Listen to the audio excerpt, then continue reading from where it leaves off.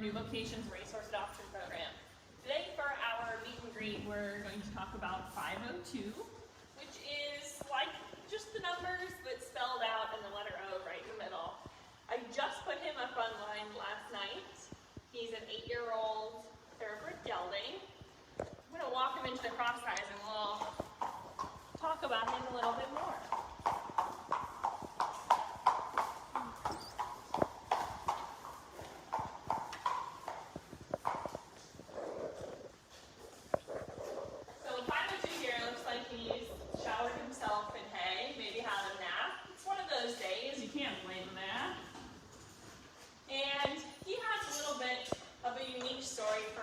As an 8-year-old, he's a little bit older than most of the horses we have here in the program, and he is a shining example of when our return program policy can come in handy. So he's actually been adopted 3 times already and just came back to us on May 1st. When a horse is not the right fit, and we found that as far as returns go, it's less than 10% of the horses adopted out who are returned. So as a whole, we do a pretty decent job of matching horses to their right adopter, but in the cases where they're not a good match, or in one of his cases where he was returned, the first time he was returned was just due to a change of circumstances from the adopter. She had had him for a couple of years. Her life situation had just shifted, and he was no longer the right horse for her needs at the time. So he came back to our program. He was adopted out after a reintegration process and some retraining. I know. And he ended up not being the right match for that person.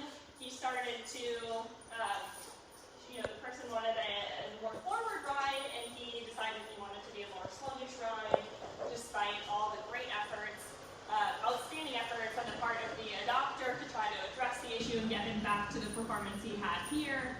And then he was adopted out the 3rd time to a woman who was looking for a more steady Eddie type of horse. And then when he went to his adopter, decided he wanted to be a more rambunctious type of horse. So it just goes to show, we try to remind people that horses can sometimes act a different way here than they do at the home where they will go to. And for those sort of situations, or for just when life takes turns, that horses are always welcome to come back into our program. We have a trial period there so that you can test out the horse in your own environment. You can have them vetted by your farrier, vet, trainer, all your people, see how they do in your environment. And if it's not a good match, at any time you can send them back, but in those 60 days, which we have extended to 90 days for just your trial period, we'll refund you your credit. So we're trying to just mitigate some of the risk of adopting a horse, because a lot of our adoptions are remote, people who aren't actually coming to the facility, and we put so much emphasis on trying to prepare adopters, like I have mentioned sometimes in previous videos, being able to handle the horse on their first day as well as their next day. But even in some of the situations like with FIVEOTWO before, where he was very reliably one-way with us, that in his new environment he just didn't work out for them. So he's back here, and he's a really fun horse to ride. His previous adopters, he's done some trail work, he's had formal dressage training, he's jumped full courses, so he has a whole breadth of experience. And for us, as riders here, a lot of our horses are just babies, 2, 3, 4-year-olds, and they don't have that sort of life experience, so it can be a little bit of a shift for us too, to be able to play around with a horse who is a little bit more developed, and pose this sort of fun ride for us. So it's something a little different. One of the things you can tell, he's just full of energy.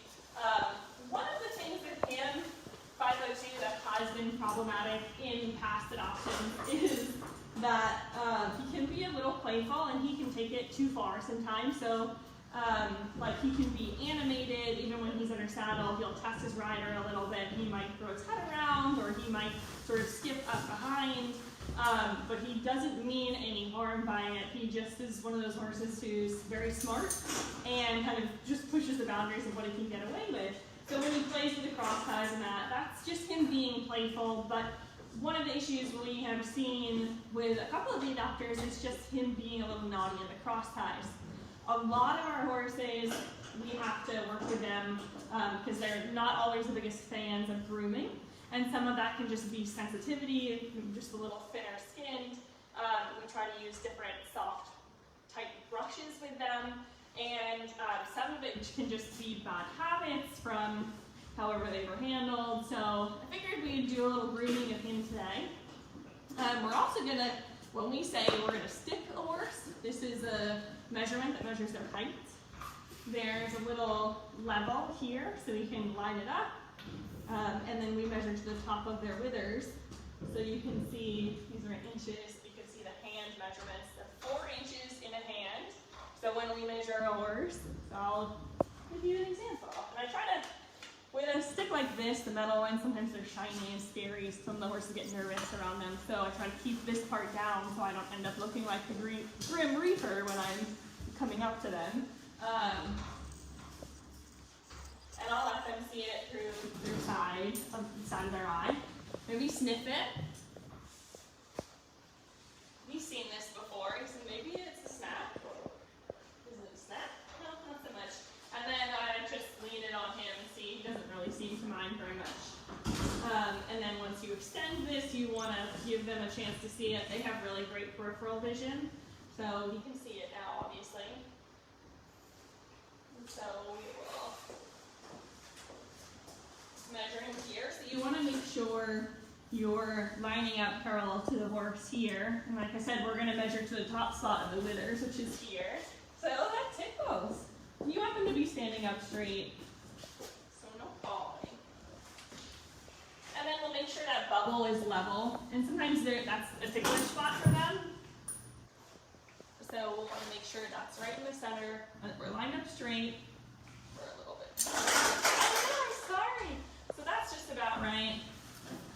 So we'll take a step back, and you can see so 16 hands is here, so that's 16.1, and just a touch over 16.2. So you could even say, oh, I'm going to eat this. 16.2 and a half, perhaps. So he's a big guy. He's got big joints. I don't know how obvious it is in the video, but he is a little bit what we call over his knees. So he doesn't always lock his knees all the way. And you can see he has plenty of stability. It's hard to notice when, it's almost impossible to notice when you're working with him. He doesn't really have any issues. Like I said, he's jumped before, and we've never had issues with him not being able to lock his knee, because obviously he can, but it's sort of just part of his conformational build that he is just a little bit over at the knee there, so it's not totally straight, especially when you're looking at it from the back side of the knee. So, let's grab some brushes. Actually, I have the clippers on here too. We'll see what he thinks about them. We'll just throw him through everything. So with clippers, I'll let them, see he's not very nervous around it, so I can turn it on and sort of let him smell it. Try not to cut new whiskers I don't want cut. If they were really nervous, you could keep it off when you're approaching. He's already seen clippers before, so I'm not sort of approaching this from a first time you're seeing this sort of way. So I'll let him smell it. And then I would turn them on over here, see what his reaction is. Maybe bring it a little bit closer. He doesn't seem to mind. If he was nervous, we could bring him away again, let him get used to it, and slowly build up to the point where they can have it in their comfort zone and not be as nervous around it. So we'll clean up some of the hairs back here. We're just doing this for show mostly at this point.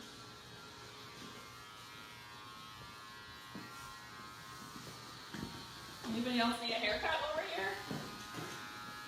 No? Dom, want to close your head? Great. I do know that it is the National No Sock Day, which I would not be comfortable doing in my riding boots, but You can see 502 here is not wearing socks. So he is celebrating. All right, let's see what we have.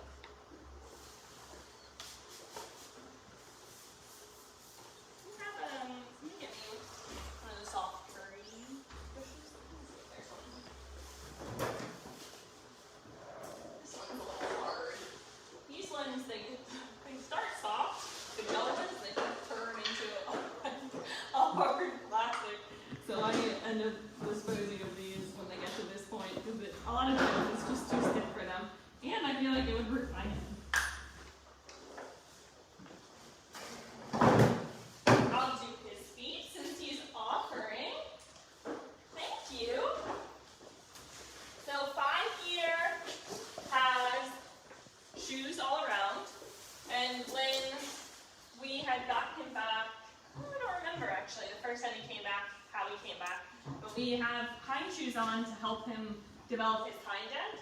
So that's one of the things we noticed with him is he tends to carry his muscle around his shoulder. And he's really, really strong. But his hind end, if you let him get away with being kind of lazy in his work, then he just drags, not literally drags, but he doesn't engage his hind end, thank you. And he ends up having a weaker hind end. So when we were getting him back into work, we were giving him a little bit of an edge by providing him with hind shoes so that he wasn't trying to overcompensate because he didn't have that sort of support. So it's just a method of support, not generally in all their life sort of thing, but certainly can help. Oh wow, what a stretch! Certainly can help when you're trying to just get them fit. Another thing to note, a lot of our horses, especially with their hind end, speaking about tightness, when you're going to pick their hind ends, they can look like they're kicking out. And a lot of times what that is not them actually trying to kick you. It's like you'll see them sort of, see if we can, he's pretty used to this, he won't do it, but if they say he kicks out like this, they kind of like kick out and down. And a lot of times that's because they're really tight through their hind end here. So you see that reaction? Well, maybe you can't. He had a little moment where his muscles flinched back here as I just ran my hands down here. And so he has the tight, sort of like your quads back here. And so when you're lifting their leg up like that and holding it there, it can be uncomfortable, sort of like a muscle cramp for them. So a lot of times they're just trying to release that. They're not actually trying to kick you. So when you're picking their hooves, especially in the back, like I try to, you position yourself like this, but then I will hold here, and so if he needs to sort of like release that, I will let him, and I'll try to push back to get him to relax that way, because I can come around and pick his hoof and accommodate him until he's able to relax more and maybe seek the help of a bodywork specialist or somebody who works on their muscles to try to help them relax, because you can get them to release back there, and a lot of times that's really comforting to them when they can finally get the muscle tightness out of their hind end. So we'll finish up with picking the hooves. And so these are the kind of curry combs that we like to use. You want to check it out? Yum. Grooma, Grooma, makes these type of soft bristle curries. So I'm a huge fan of them because a lot of our sensitive skinned thoroughbreds appreciate having, like the curry action will help you release the dirt and bring out the oil, so it's important. But you want to also make sure they're comfortable and that you're not like cheese grating into their skin, because I wouldn't like that either. Gooch.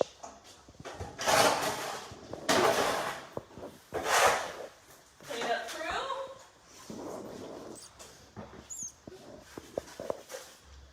And let's see if we can get any reaction out of him, and then we'll deal with it when we get there. He's being a little bit impatient right now. Sometimes I'll use my foot and sort of tap them on the leg or tap them on the one they're standing on to refocus their attention. He's not doing anything really bad, he's not digging, but it's sort of common good practice You want to teach them not to paw when they're just being impatient. Well, we did take him out of his nap, and he was snacking, so we'll be a little bit understanding of that. I don't really enforce that too strictly, but it is good behaviors to have them keep their feet on the ground. It's just a common practice. So, he could just be bored. Let's see what he does.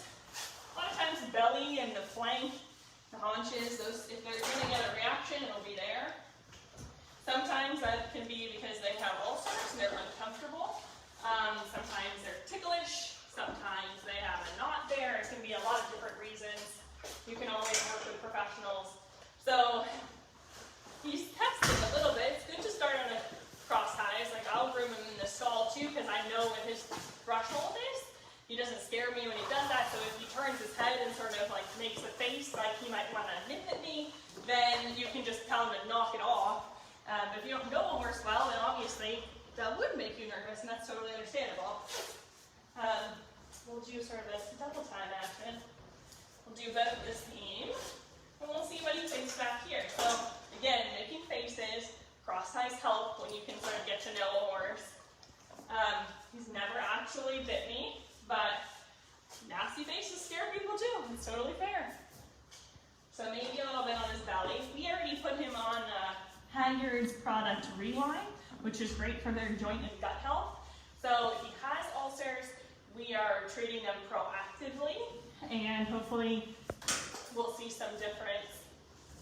Now, say I don't have the cross ties on, and he makes that sort of face. Like I had brushes in my hand, but you're welcome to, if you're going to try to, don't smack them in the face, but you're going to sort of create a blockade. What I usually do, and your jaw is a big structure, so you should not be hitting them in the face. That generally will make them more reactive. That's, I'm going to eat my brush.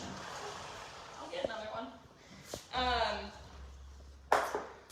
And a lot of this is just them being young and curious, and so I don't discipline that sort of behavior because he's not meaning to be malicious. It's just he has an active mind. We're keeping him here. I'm boring him by talking and not doing anything. So again, we're just looking for reactions, and we'll walk through it. So he's picking up his leg. You can see maybe this is a little more sensitive area, and you can run your finger down. You see he had sort of a twitching muscle reaction here. See if we can recreate it. So he's got some tense muscles here. So now that we understand that, we'll try to maybe even switch to like a soft brush, or if they have mud but you don't want to curry them hard, these things are called a tiger tongue. We use them. They sort of capture the dirt there. Would you like to eat this too? Don't touch me. Sometimes if they're really oversensitive, they could have Lyme disease. It could be one of a million things. With him, we know that he just kind of gets frustrated and bored. Maybe he's dealing with some muscle soreness right there. You can see the reaction. Maybe some back here. I saw a big sort of muscle tension here. So we're just going to try to accomplish that. And even if he's sensitive, I want to set good ground rules and make sure that he knows that he can't actually be mean about it. Some horses they'll take it too far, and a lot of times a great way to just make them step back is just clap. Now we've stopped the reaction. It's sort of an uncomfortable thing for him. They have very sensitive ears, and you don't have to touch them. You're just setting them back. And if you get them out of your space, that's a good way of remaining. He's like, here, get me out of your space.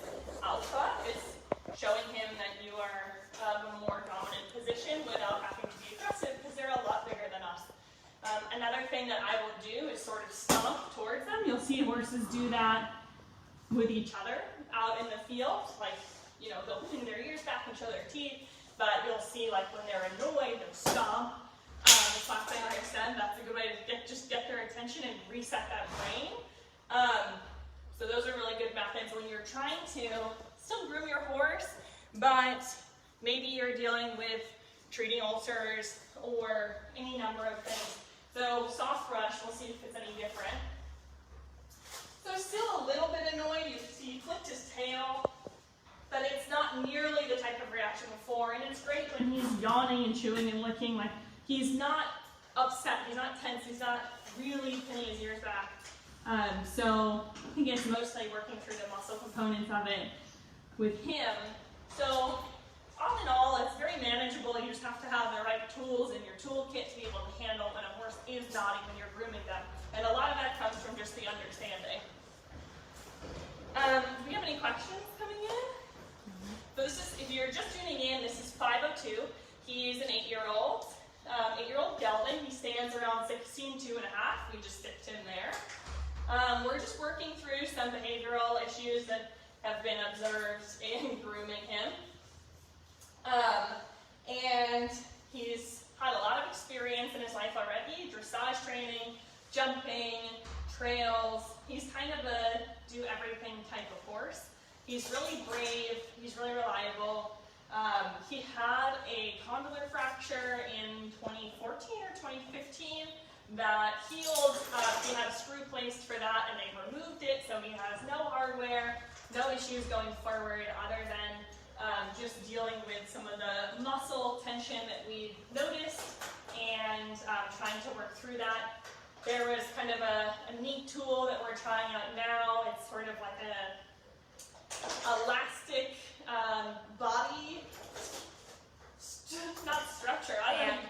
Yeah, it's like a body band that goes across their body over, 2 straps over and 1 under, that's meant to make them sort of engage their muscles.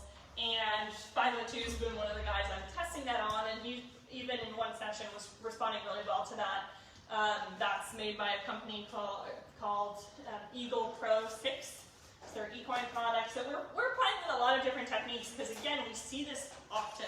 So everybody has kind of their ways of dealing with muscle tightness and some of the behavioral things that can come hand in hand with that. But with 502, like, he's old enough to know better. He's just not really trying to hurt me even when he makes faces or lifts his leg up. He's just trying to show me that he's uncomfortable. So overall, very manageable. 502's already available for adoption. You can see his video. There's several videos up online of him on our website, horseadoption.com.